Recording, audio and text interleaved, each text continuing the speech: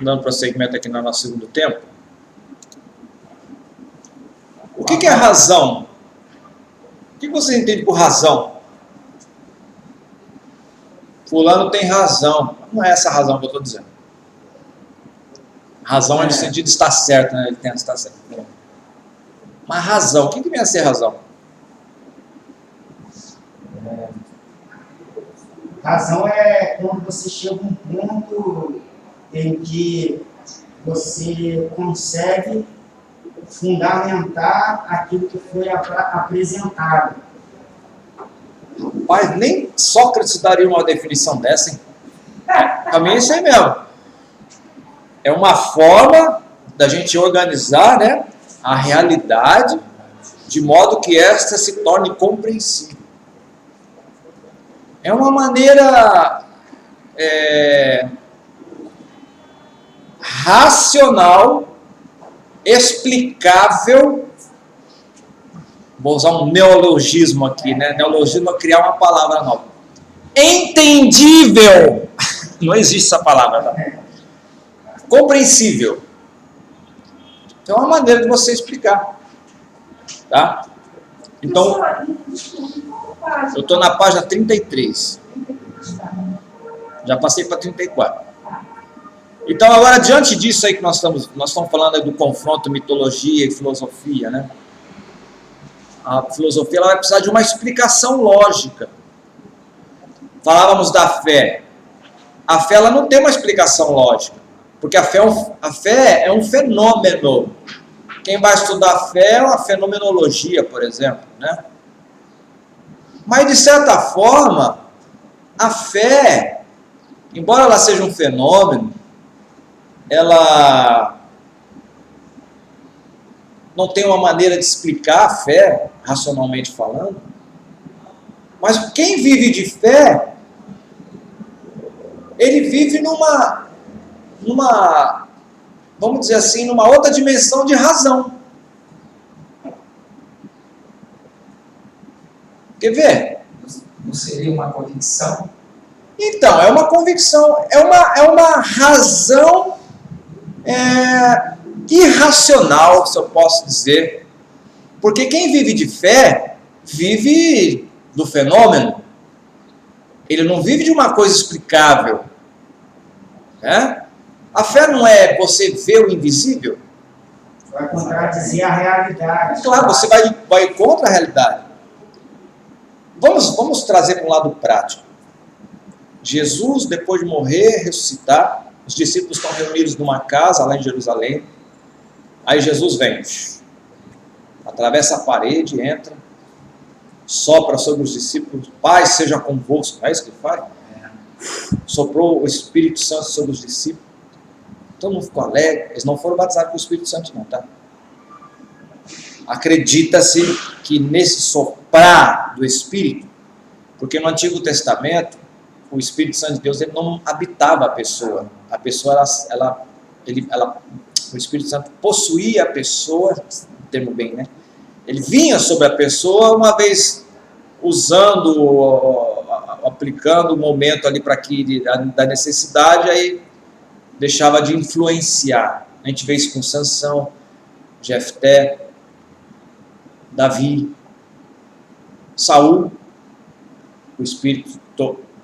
Interessante que quando Davi foi ungido, o Espírito do Senhor entrou em Davi e logo no versículo abaixo diz o Espírito mau entrou em Saul. Então, quando Jesus sopra aí o Espírito Santo, dá a entender que a partir daquele momento o Espírito Santo de Deus passou a habitar na pessoa. Tá? É um consenso, mas há controvérsia, né? Há caso de discussão. Então Jesus atravessou a parede, falou com os discípulos, todo mundo se alegrou, com certeza alguns tocaram nele, né? Só que nesse dia tinha um camarada que não estava presente. É igual aquele crente que na hora da mensagem sai para ir no banheiro. Tomé, deu uma saidinha. Aí Jesus fez o que tinha que fazer, falou com os discípulos e tal, e saiu, desapareceu de novo, atravessou a parede e foi embora. Aí chega Tomé, olha agora, Aí disseram para Tomé, rapaz, bem na hora que você saiu, Jesus veio aqui, soprou sobre nós, abençoou a gente. O que Tomé falou? Fala sério, cara. Você está pensando que eu sou o quê? Vocês estão falando aí, mas se eu não tocar, rapaz, tocar não. Ele falou isso. Se eu não meter o dedo dentro da ferida, rapaz, muito abuso, né? Depois de 8 dias, aí Tomé estava lá. De novo, Jesus vem. E aí, vai falar com quem diretamente? Tomé. E aí, Totô? Qual é? Sou eu mesmo. Não é fantasma não, porque fantasma não tem nem carne nem osso. Vem cá, dá a mãozinha aqui para papai. Bota aqui, ó. Né, aqui, bota do meu lado também. Ai, Senhor meu e Deus meu. Agora você está acreditando porque você viu, né? Mas bem-aventurados são aqueles que não viram, creram. Agora, eu acho que é uma coisa interessante, porque assim, a mente da gente, né? Porque se ele passou pela parede, assim, né? Como que Tomé conseguiu tocar nele? Então, irmã, aí vai estar enquadrado lá em 1 Coríntios capítulo 15, né? Existem corpos terrestres e corpos celestes. Tem carne de peixe, tem carne humana, E ele comia, né? E será que ele precisava comer? Mas ele comia. E Jesus, ele é a primícia dos que dormem. Então, tudo que vai acontecer conosco, já aconteceu com Jesus. Nós seremos transformados. Nós vamos ter o mesmo corpo. Ele quis dar um exemplo. Mas trazendo para o lado da razão e da fé aqui, será que os outros discípulos precisariam que Jesus voltasse novamente para mostrar que era ele? Não. Mas Tomé precisou meter o dedo na ferida, né? Tem. Aí Jesus falou, bem-aventurado, você está crendo que você viu, mas bem-aventurado os que não viram e creram, né? Então, nós somos muito mais bem-aventurados do que Tomé, porque nós vivemos por fé. Embora temos os nossos vales, nossos ventos, nossas tristezas, decepções, aquela hora que dá vontade de jogar tudo para o alto. Quem é que nunca pensou nisso? Eu não vou mais para seminário coisa nenhuma! Quantas vezes? Eu já pensei, não ia parar, que Não, eu estou dizendo seminário, porque é o nosso caso aqui, mas pode ser tantas coisas. Vou sair de casa? Oi? 34.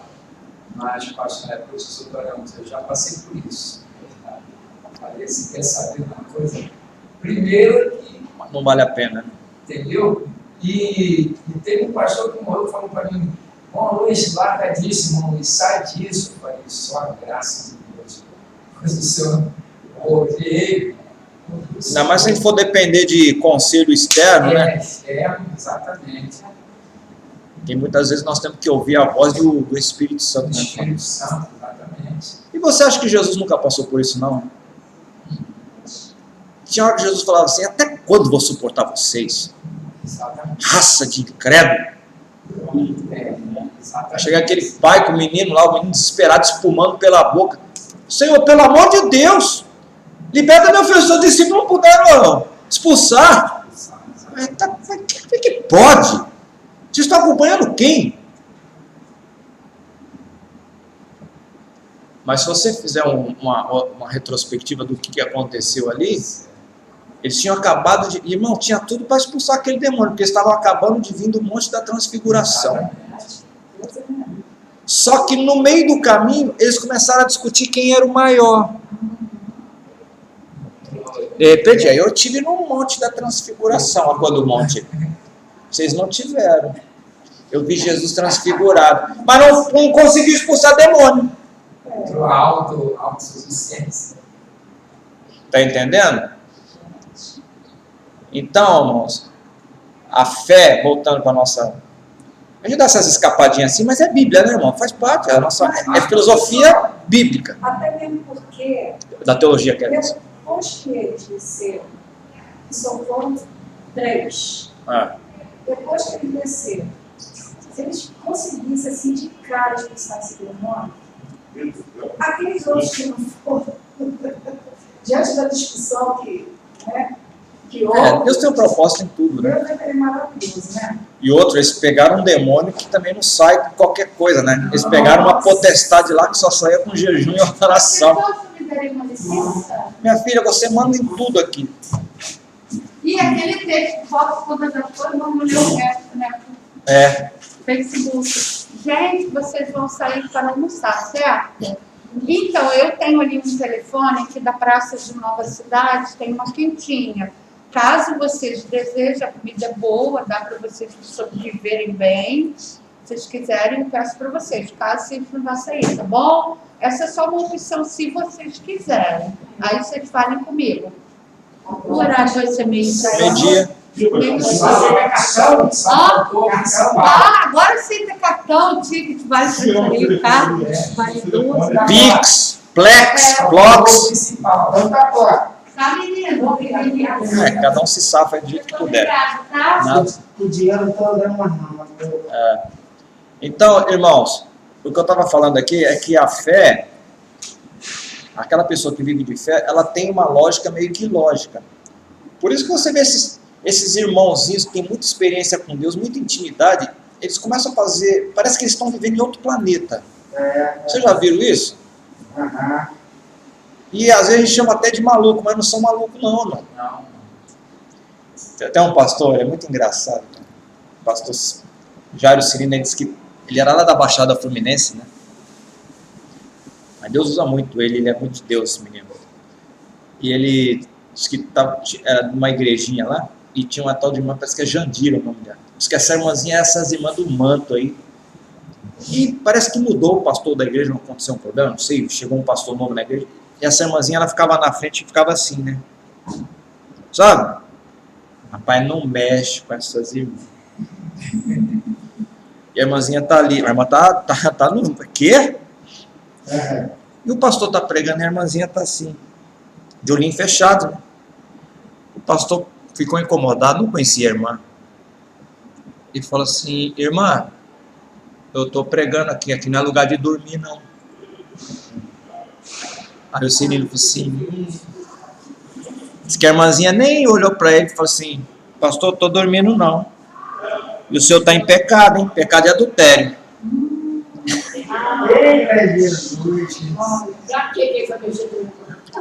Não mexa com esse pessoal, né? Então eles vivem numa outra dimensão. Mas irmãos, e é bíblico isso mesmo, né? É bíblico a gente ver. Porque a fé, ela se dá numa outra esfera, né? Na esfera do invisível, né? Do inconcebível, assim, com os nossos sentidos, tato, olfato, paladar, visão. A visão que a gente tem pela fé não é a visão dos olhos, mas é a visão do Espírito. É uma outra coisa. Então, como é que você... É sobrenatural. Como é que você vai explicar por lógica isso para alguém? Não tem como. Não tem lógica. Só quem está vivendo, né? Mas quem vive tem toda a lógica. Aí fala a mesma linguagem. Por isso que eu estou dizendo que é uma lógica ilógica, porque para quem vive de razão e racionalismo, jamais vai alcançar essa profundidade. A profundidade aí é do Espírito. E o apóstolo Paulo mesmo, que era um camarada altamente racional, tinha conhecimento filosófico, tudo, quando ele começa a conhecer e começa a conceber as coisas de Deus, ele vai dizer, ó profundidade da riqueza, tanto da sabedoria quanto do conhecimento de Deus. Quem alcançou a mente do Senhor? Então, olha lá, deve ser aquele boi lá que você estava vendendo. O cara quis, né? Vai lá, vende lá. Então, irmãos, a filosofia ela trabalha com a razão, certo? Deixa eu andar um pouquinho mais para frente aqui. Então, pode-se definir filosofia sem trair seu sentido etimológico, como uma busca da sabedoria. Conceito que aponta para um saber mais profundo, página 36 aí, tá? Conceito que aponta para um saber mais profundo e abrangente do homem e da natureza, que transcende os conhecimentos concretos e orienta o comportamento diante da vida. A filosofia exige exatamente para a gente ampliar o nosso conhecimento, porque ela pergunta a pergunta que ele quer saber. Eu falei na primeira aula aqui que o maior filósofo, de repente, você tem lá em casa, 2, 3, não sei quantos, são nossos filhos quando são pequenos. Ele fala, por que isso? Por que isso? Por quê? Por quê? Por quê? É um filósofo, ele quer saber. E tem que ter resposta. E ele ainda está, a criancinha pequena, como nós somos a referência dele, o que a gente fala é verdade, irmãos. Então, por isso que a gente tem que procurar não encenar, né? Nós temos que procurar na conversa que nós temos com nossos filhos, claro que com o passar do tempo, conforme ele vai entendendo, e mostrar para ele também que nós não somos super-homens. E a gente vê até desses pastores que tiveram uma infância com pais que foram da igreja, mães piedosas, pais piedosos. Você vê como é que marca a vida desses pregadores quando eles estão pregando. Fala assim, eu vi a minha mãe chorando no quarto de joelho. Então são coisas que marcam. Então qual é a visão que o meu filho tem de mim como pastor, como pai? Meu pai batia na minha mãe. Olha a diferença de... Eu via meu pai chorando, de joelho. Meu pai batia na minha mãe. Olha os extremos das experiências.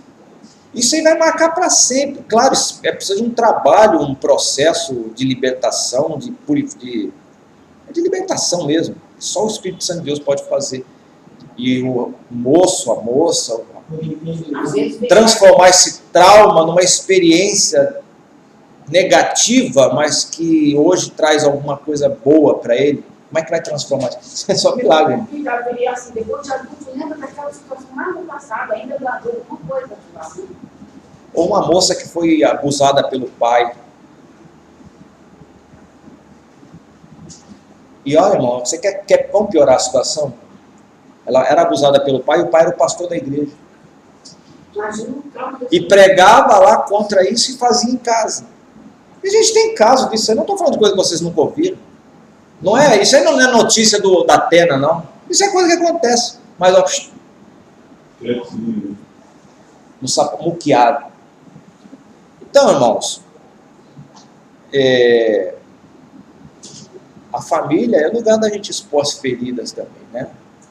Chegar para o filho e a necessidade da conversão dos pais, né?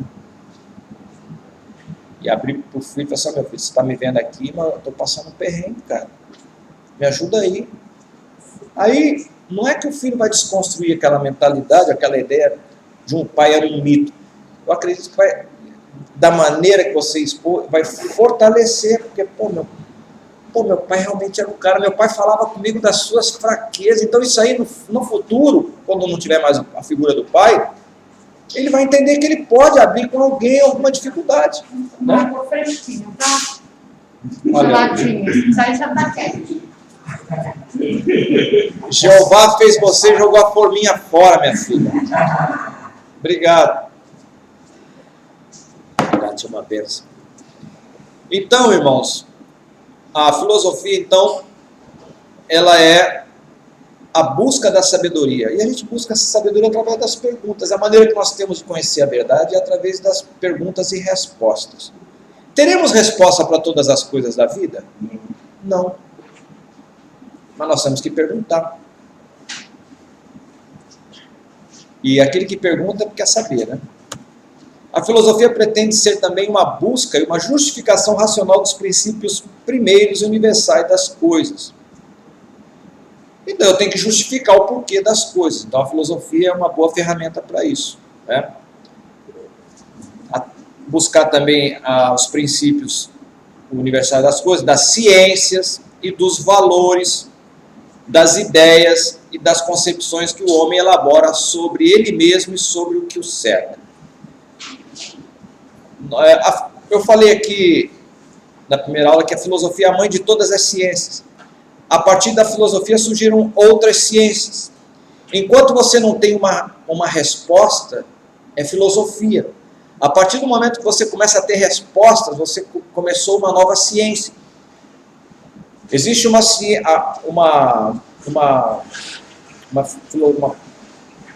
gama de questionamentos que você faz a respeito do homem. O homem com relação a si mesmo. Por que eu choro? Por que eu sinto dor? Por que eu fico revoltado? Por que eu fico angustiado? Por que eu fico depressivo? Quem é que vai responder isso? São assuntos da minha alma. E o que é alma na língua grega? Porque a filosofia, a base, principalmente a filosofia helênica, né? A base principal é lá na Grécia, né? Então, é a minha psique. Alma, no grego, é psique, né? Então, quando eu quero saber dessas questões, eu quero respostas para esses problemas meus, próprios, existenciais, da minha psique, enquanto eu estou perguntando isso, é filosofia. A partir do momento que eu começo a ter respostas, quando o Carl Jung, o Freud e outros aí vão dar resposta sobre esse questionamento, deixou de ser filosofia, passou a ser uma ciência. Aí surge então a psique-logos, que são a resposta dessa psique, a psicologia. Então a psicologia não é mais filosofia, porque agora eu tenho respostas. Tá, pastor, mas eu não quero saber mais agora das questões existenciais. Eu quero saber das coisas transcendentais, das coisas do sagrado. Por que eu me emociono quando eu vejo o céu e começo a imaginar que pode ter alguém acima de mim, para além de mim, que pode ter criado isso? Eu começo a questionar, eu começo a encontro um livro chamado Bíblia, e esse livro começa a me apresentar um ser que diz que foi o criador de todas as coisas. Não, isso aí já não é mais filosofia, meu filho, isso já é teologia. Então deixou de ser filosofia. Entendeu? Então, a filosofia ela é a mãe de todas as ciências. Enquanto eu estou perguntando, é filosofia. A partir do momento que eu começo a ter respostas, ela se torna uma ciência. Eu quero saber agora o homem no seu convívio com o seu semelhante, com a sua sociedade, é sociologia.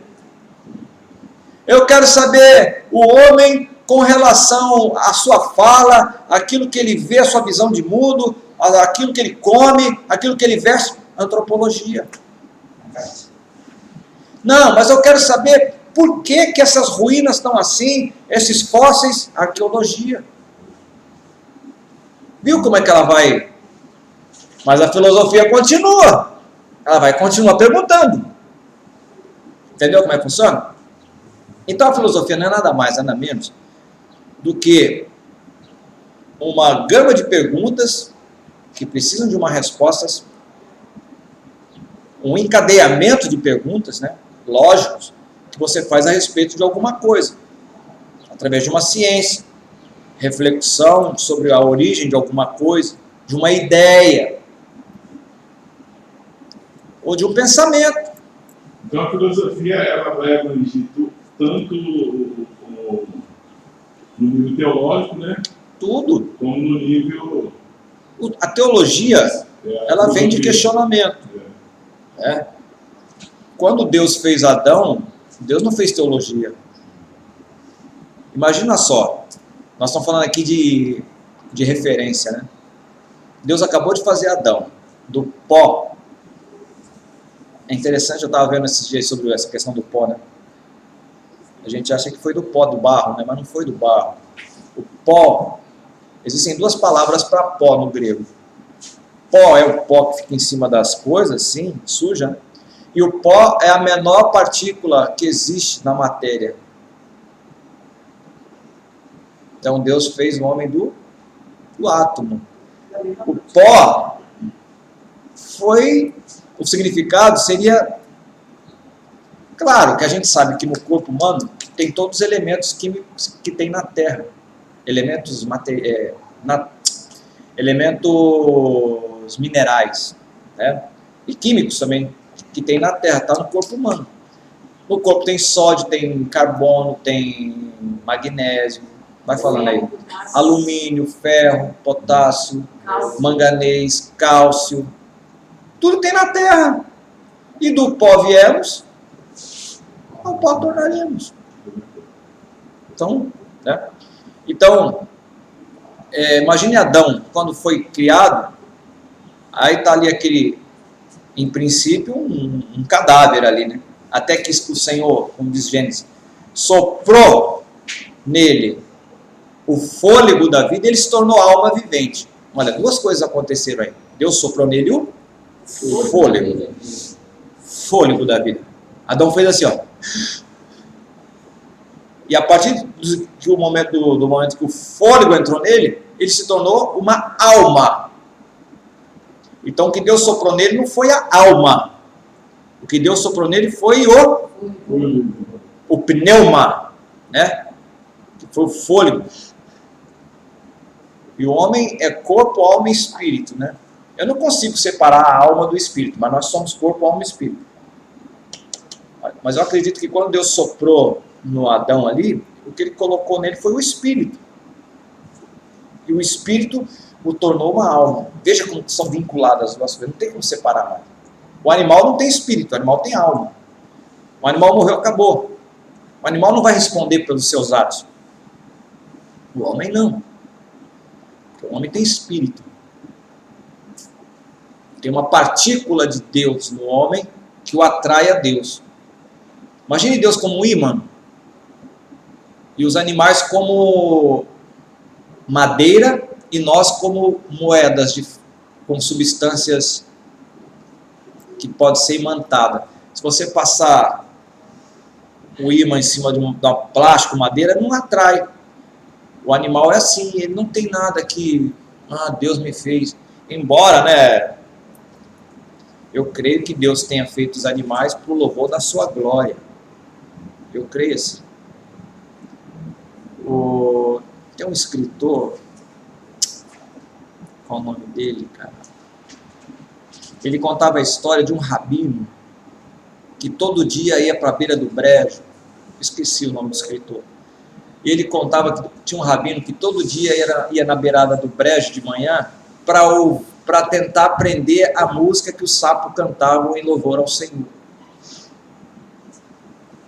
Achei interessante isso daí. Então veja que a Bíblia diz que os céus proclamam a glória de Deus e o firmamento anuncia as obras das suas mãos, né? Eu acredito que o passarinho cantando, ele deve estar louvando o Senhor. O sapo lá...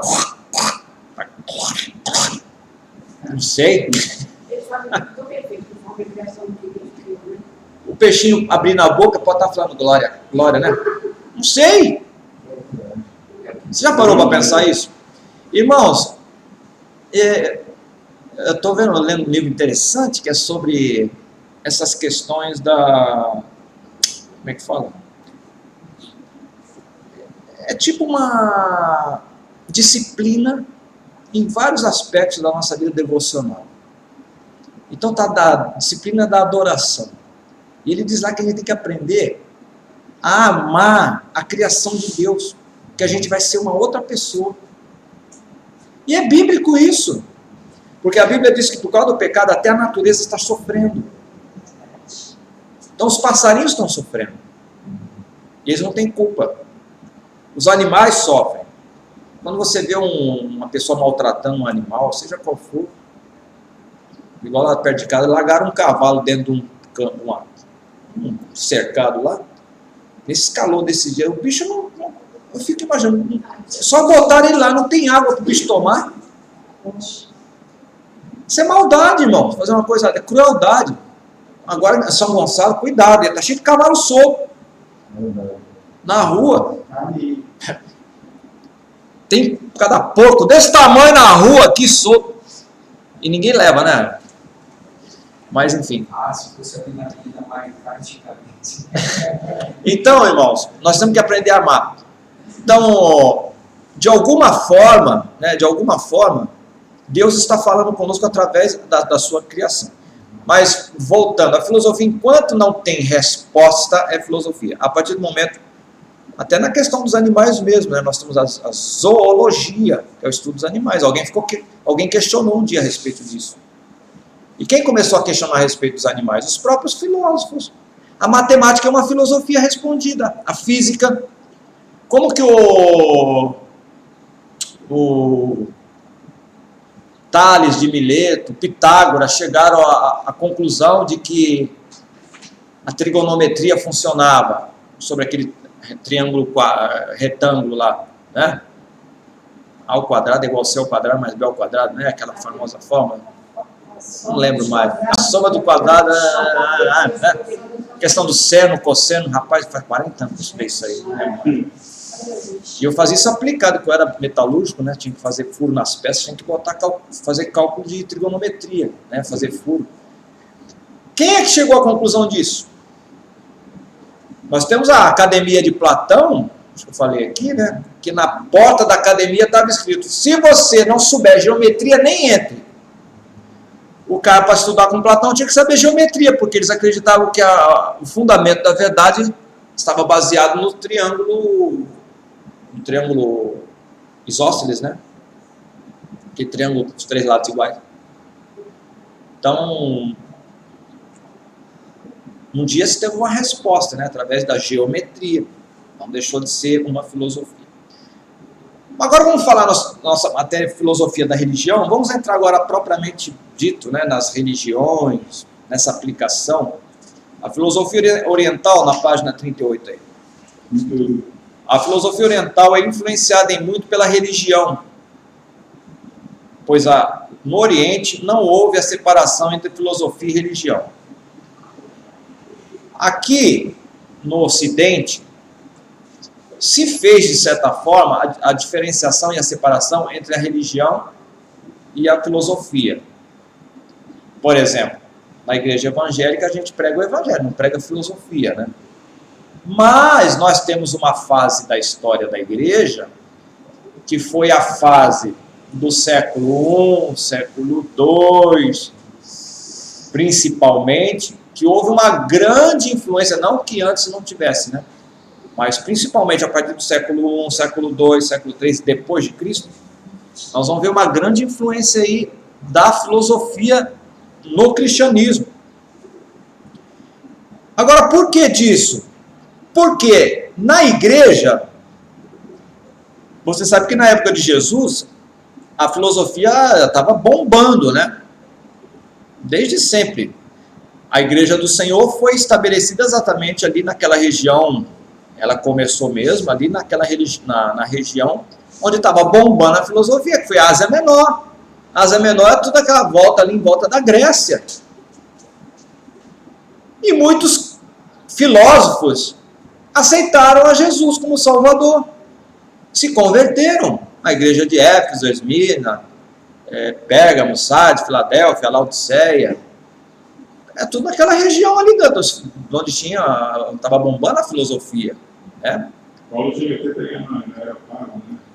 Paulo pregou em Atenas. E vocês se lembram quem que era a plateia dele?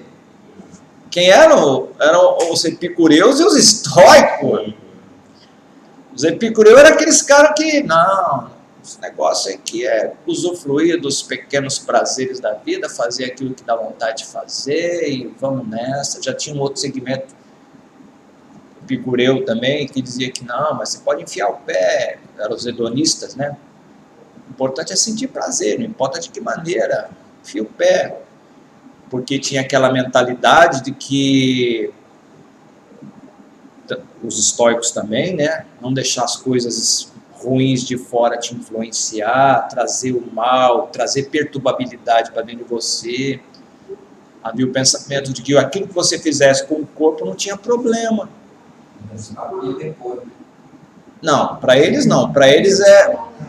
Bom, para o filósofo, para nós tudo bem. Mas o filósofo, que eu vou chegar já onde eu estou querendo, os filósofos diziam que aquilo que eu fizer com o corpo não tem problema, porque eles acreditavam naquela visão platônica, né, de que esse mundo aqui não interessa.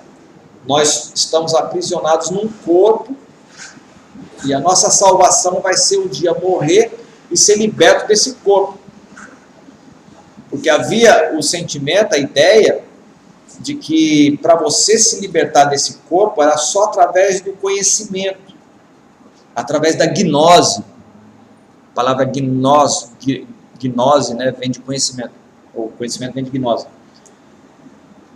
E um grupo de filósofos começou a frequentar a igreja, só que eles se tornaram crentes, mas não queriam deixar de ser filósofos. E eles fizeram uma salada de fruta, misturaram o evangelho com filosofia, e virou gnosticismo. São os gnósticos. E esses camaradas deram um problema para a igreja, deram trabalho, irmãos. E nessa época, já na época de Jesus, já tinha esse grupo.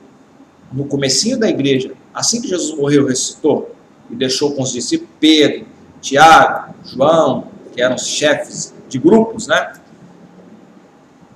Esses são os discípulos. Logo depois deles vieram os sucessores deles, que foram chamados pais apostólicos, que eram irmãos que foram dar continuidade à história da igreja, ao movimento da igreja, né? Que tinha uma grande responsabilidade de defender a igreja contra esses ataques que vinham de dentro, e tinha também os ataques que vinham de fora, que surgiram depois os pais apostólicos, de defesa. Tinha os apologistas. Apologistas. Quem eram os apologistas? É os que defendiam a fé dos ataques externos. Então veja só. E Jesus falou sobre isso, né? Falou. Lá em Mateus capítulo 13 ele fala: o reino dos céus é semelhante a uma árvore, a uma semente, né? Que se lança, uma semente de mostarda, que você planta, é a menor de toda a semente, depois ela cresce, se torna uma grande árvore, e vem as aves e se aninham nela. E nesse mesmo capítulo, logo em seguida, ele diz: o reino dos céus é semelhante a uma mulher que pega 3 medidas de farinha e mistura com um pouco de fermento, e esse pouquinho de fermento leveda toda a massa. Veja que o capítulo 13 todinho, ele fala sobre o reino. Nessa parte que Jesus fala dessa sementinha pequena que cresce, que se transforma numa árvore e vem as aves, nós temos que entender que tudo isso aí faz parte de um contexto, que é a parábola do semeador, que ele fala logo no início. O reino dos céus é semelhante a um homem que saiu a semear e foi jogando a semente. Semeador na época de Jesus não escolhia onde queria jogar a semente, porque a terra não era arável, porque era muita pedra, não adiantava você passar arado. Então, de 100 sementes que ele jogava, já era certo que 30% seria perdido. Já era calculada a perda, porque uma parte ia cair no meio das pedras, outra parte ia cair no meio dos espinhos, e outra parte ia cair no lugar onde o pessoal anda, que é no meio do caminho. E Jesus falou, ele está falando de uma coisa que as pessoas conheciam, que é plantação. E o reino dos céus é uma implantação, ou uma plantação, mas seria mais uma implantação, né, de igreja. E ele fala essa semente que cai na beira do caminho, e ele vai usar a figura de umas aves que vêm e comem. Depois os discípulos vão perguntar: explica-nos a parábola da semeadura. E Jesus vai explicar uma das poucas parábolas que não tem outra interpretação, porque Jesus já deu interpretação. Ele disse que aquelas aves representam o diabo, que rouba a semente do coração do homem. Então era certo se perder uma parte da semente. Então essas aves, eu voltei lá para falar dessa ave que vai se aninhar na árvore, que era uma sementinha que cresceu, virou uma árvore, e vieram as aves e se aninharam nela. Essas aves, no contexto, representam o mal. A árvore representa o reino. Jesus está falando, o reino dos céus é semelhante a uma sementinha que cresceu, virou árvore, agora vieram as aves e se aninham nela. E ele para. E diz em seguida que o reino dos céus é semelhante a uma mulher que pega 3 medidas de farinha e mistura fermento. e um pouquinho de fermento leveda toda a massa. Aí você, pô, mas o que tem a ver uma coisa com a outra? Tem a ver o seguinte, nós estamos falando aqui da defesa da igreja. O reino dos céus é a igreja. A igreja corre dois perigos. O primeiro é o perigo que vem de fora, as aves, que se aninham.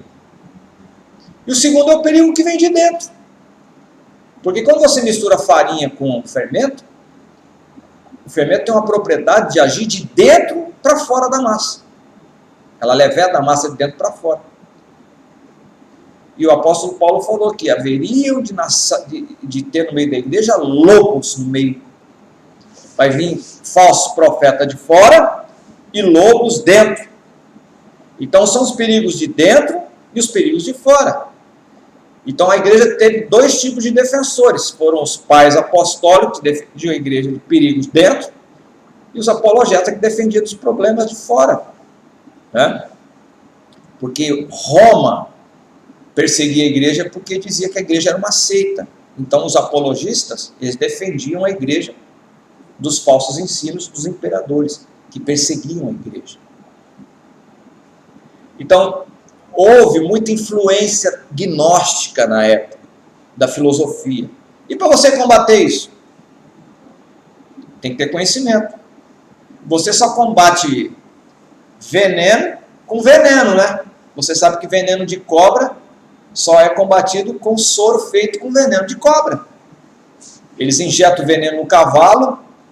Sabe como é que funciona, né? Eles pegam o veneno de uma cobra, quer fazer soro contra a cobra coral. Injeta no cavalo, uma dose não mortal, né?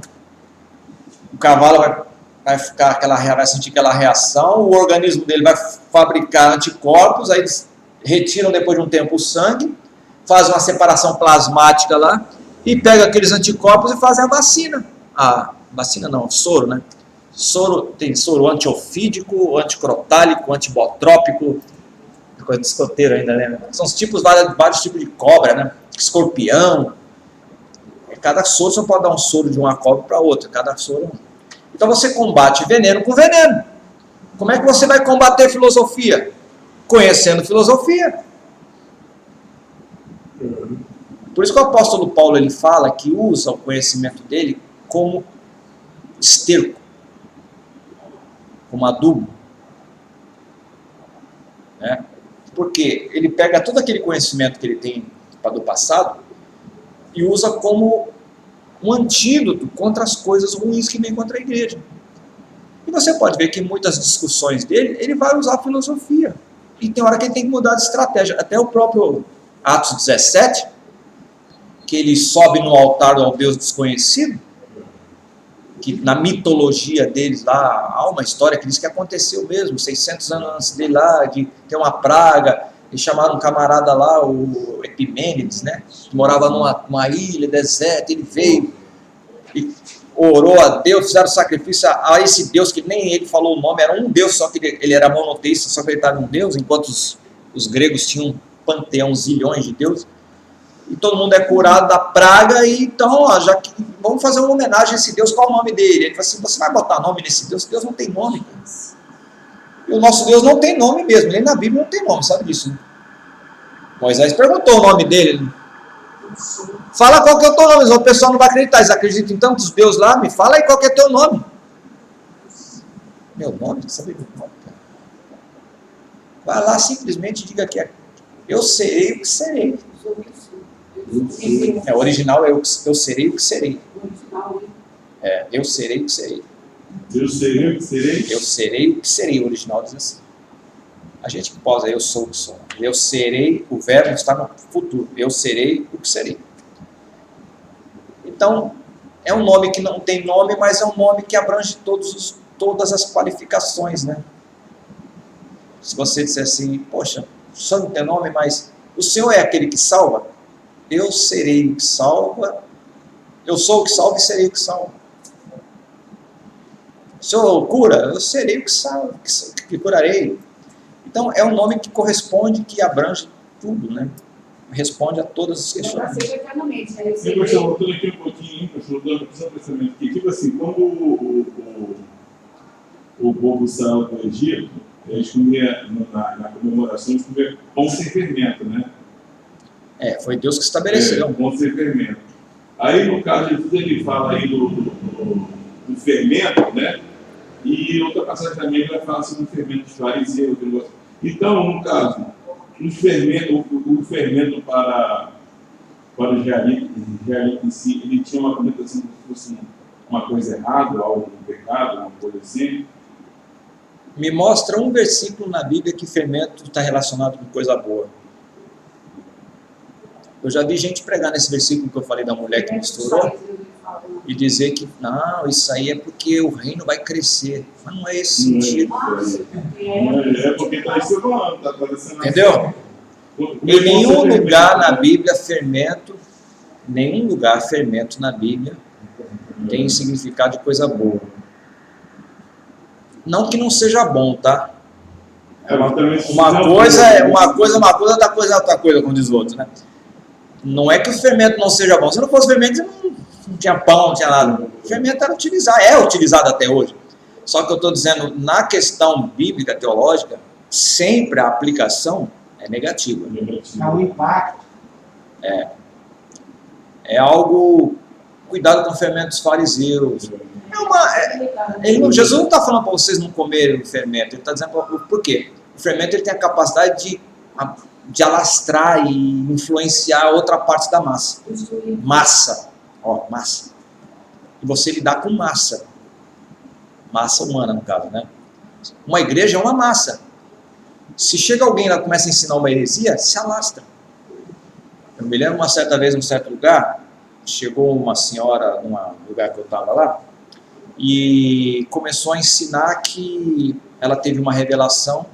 Deixa eu abrir um parênteses aqui. Eu vi o pastor reformado falar certa vez: se você estiver na sua igreja ou estiver em algum lugar, ou seu pastor chegar para a igreja e disser o seguinte: irmãos, essa noite eu tive uma revelação na Bíblia que nunca ninguém teve, nunca.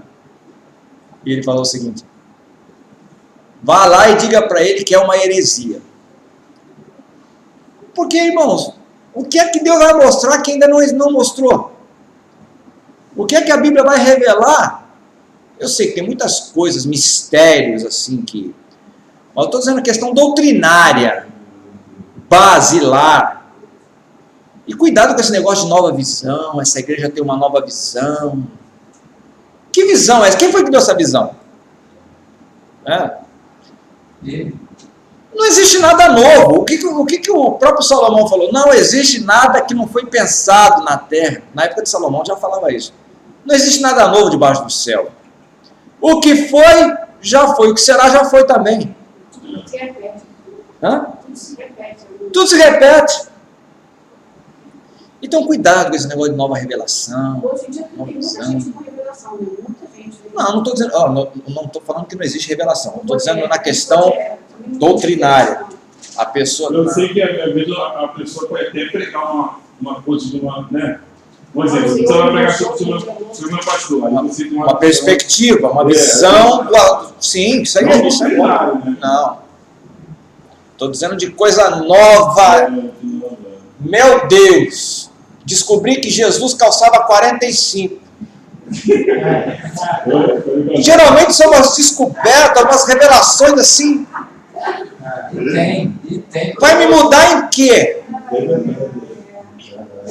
Será que não é para encher o ego dele?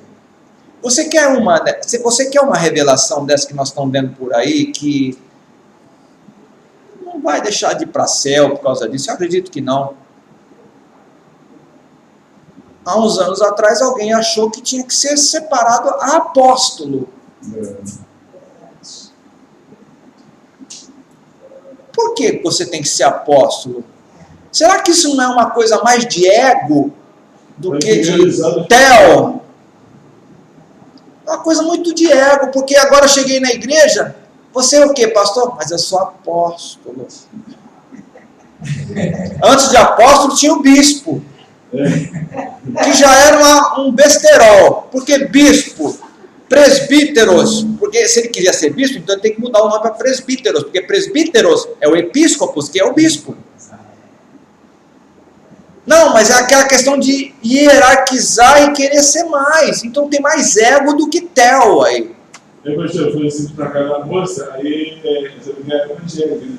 Aí eu falei assim, aí, a senhora é pastora, né? Sou pastora, não sou apóstola. Então. Meu Deus do céu, gente. Eu Eu quase falei isso. Aí, Eu chamo apóstolo. Yasmin, o negócio vai, o surto vai chegando num nível que aí já é pouco ser apóstolo agora. Tem um iluminado agora aí, que ele falou assim, não, mamãe quando me fez não passou talco, passou açúcar glacê. Eu não sou mais apóstolo, agora eu sou pai apostólico. Meu Deus. Aí não contente, ungiu a mãe como, eu não quero errar o termo aqui, mas foi algo parecido, profetiza do ventre apostólico. Meu Deus. Que isso? Eu fico imaginando o que deve ser o cachorrinho de estimação lá. Mas aí, e o pior, irmãos, não é o camarada achar que é um monte de imbecis reverenciá-lo como tal. As pessoas seguem. Porque A rede social aí, né? o surto precisa de alimentação. Lembra que eu falei na aula passada que o que atualiza o mito é o rito? Esse tipo de Então, pessoa. ele se acha, então ele é um mito. Aí chega na igreja dele, um bando de gente apagada, vai lá e reverencia-o como tal. Bota tapete vermelho, não pode tocar nele. Se ele sentar no lugar, aquela cadeira é só dele. Ai de você se sentar lá.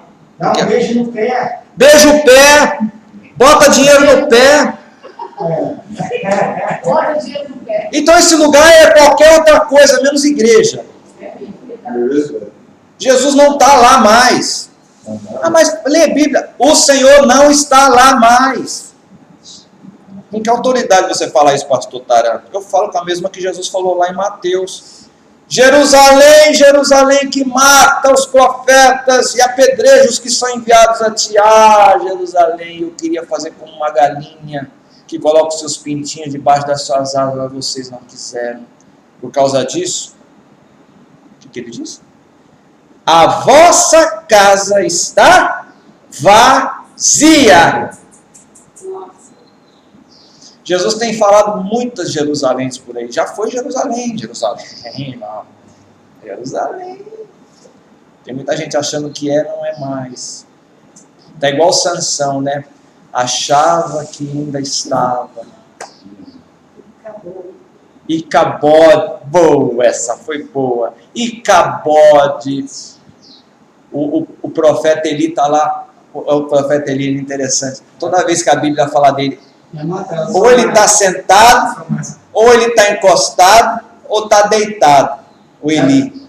Um senhor gordo de 90 anos, de tanto se empaturrar das comidas indevidas. Encostado, deitado, sentado. Numa cadeira assim, né? Que assim, ele levantou da frente da cadeira e ficou meio assim. Ele ficava... Ficava meio assim, ó. Moisés, quando recebeu o projeto de Deus para fazer o tabernáculo, tinha tudo lá, menos cadeira, mas ele botou uma cadeira dentro do tabernáculo. Está lá ele lá. A mulher de Deus chorando no pé dele, senhora de beber não, mulher. Falta de visão, já estava cego. E gordo, a Bíblia diz que estava gordo. É aquele pai permissivo, né? Que o filho faz o que queria. É aquela igreja capitania hereditária, onde o pastor é o capitão hereditário, igual aqui no Brasil, nas capitanias hereditárias no século XVI, né? O camarada recebia o dote de terra, vai lá, meu filho, faz o que você quiser, eu só quero uma partezinha. Manda só o quinto dos infernos aqui para mim, que tá bom, não é assim? Aí vinha aqui o arrendatário, pegava, escravizava todo mundo, fazia o que queria, abusava de quem queria, os filhos vinham pior ainda, roubava tudo que podia.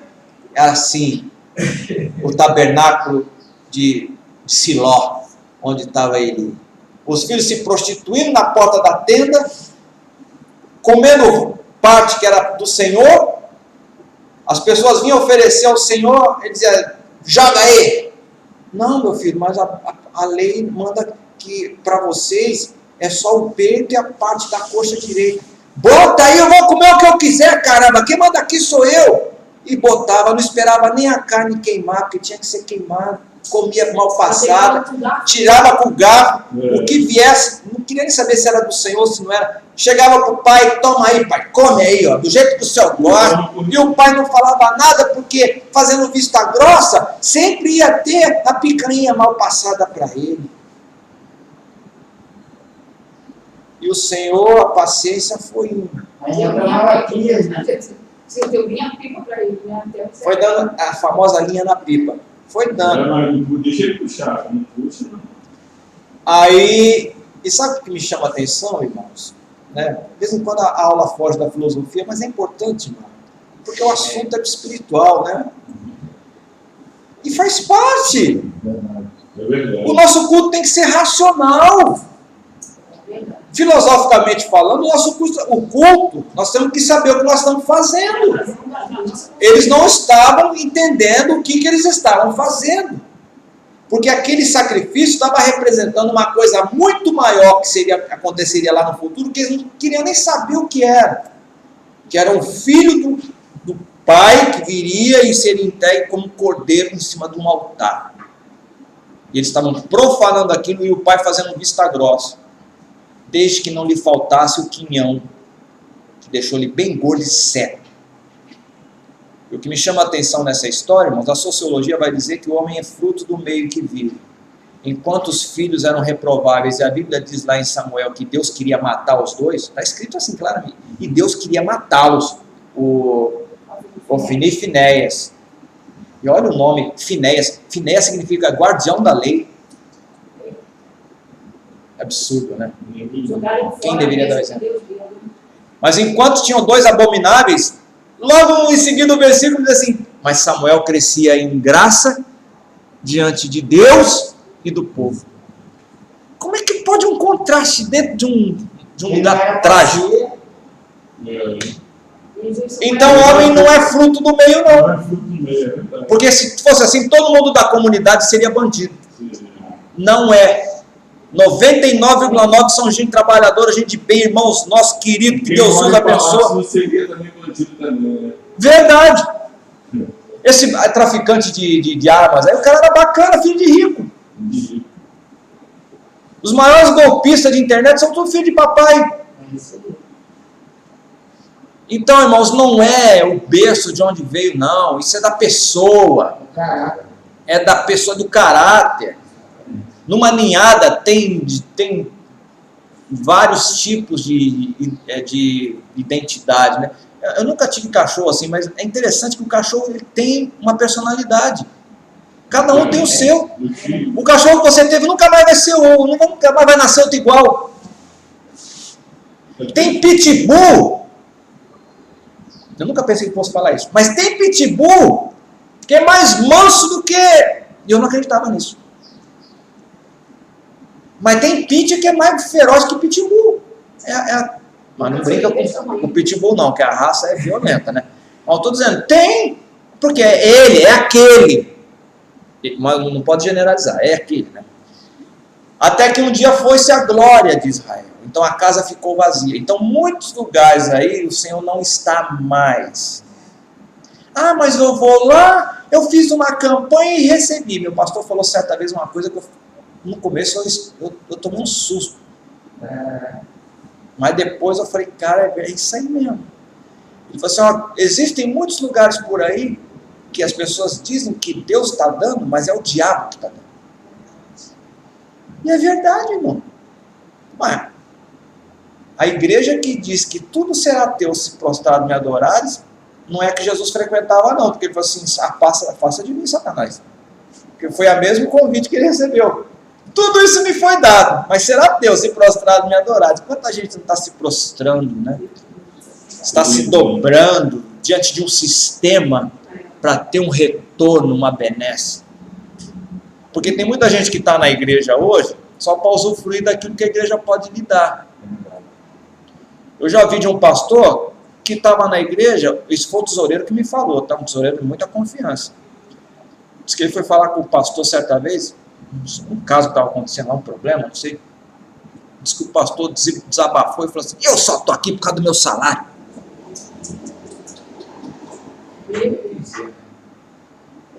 Você já pensou uma ovelha ouvir um negócio desse? O salário dele vai vir para a conta. Por isso que você trabalhar na igreja, às vezes te estraga. Existe, eu não estou dizendo em toda igreja não, tá? Pelo amor de Deus, estou dizendo em alguns sistemas, porque algumas igrejas se transformaram num sistema. A nossa aula aqui é teologia, meu irmão, é abrangente, filosofia, você tem que saber o que você está fazendo, onde, com quem, para quem. Você tem que saber para quem, a quem você serve, se é ao homem, se é a Deus. Se você tiver que perder tudo, deixar de ir para a churrascaria com o grupinho, para ser diferente e fazer o que Deus quer, faça. Não se venda, meu irmão. Porque um dia a casa vai cair. A casa vai cair. E vai mesmo, hein? Porque as pessoas acham porque estão na... Eu falei no início, na roda gigante. Quem está em cima vai para baixo. E quem está embaixo não vai mandar mais em nada. Aí as coisas vão começar a pipocar. Aí vai dizer, mas você também estava, né? Não, esse aqui não. Esse aqui não se misturou, não. E todo mundo vai saber que você não se misturou. Eu estou falando de coisa que aconteceu, coisas particulares. Né? Exemplo de vida. Eu já tive que sair de lugar para não me comprometer. Porque eu já estava vendo para onde estava indo. E a casa caiu. Aí falaram assim, taranto. Eu até perguntei, rapaz, ainda bem, eu saí a tempo. Mas não, você aqui, o pessoal está tranquilo. Todo mundo sabe. E o pessoal sabe. Sabe. A igreja sabe, né? Entendeu? Na igreja tem... É complicado. Tem o diálogo que acontece ali. Né? Mas a igreja é um lugar de bênção, né? Mas o lugar é um lugar onde tem seres humanos e os seres humanos são falhos. Para a gente finalizar, que eu sei que você já está, o intestino está comendo o estômago. Só para finalizar aqui essa parte, ou dar uma introduçãozinha, né? A filosofia oriental e ocidental. A filosofia oriental, então, ela é influenciada muito pela religião, pois no Oriente não houve a separação entre filosofia e religião. Lá elas permanecem atreladas até hoje. Então nós vamos falar aqui, podia falar de vários exemplos aqui, mas vou pegar só do confucionismo, é da onde vem o Kung Fu. Já ouviu falar de Kung Fu? Kung Fu, né? Confúcio. É uma filosofia, meio que religião, meio que... Só que não tem templo e não tem escritos assim, livros sagrados, né? Tem livros filosóficos, né? Recomendações. E nós vamos ver uma coisa bem interessante aqui, o que vem a ser o confucionismo, o que é uma filosofia oriental. Tá? Então vamos lá, vamos tomar aquele cafezinho, vamos lá almoçar, cada um vai fazer aquilo que quiser. Daqui a pouco a gente volta então.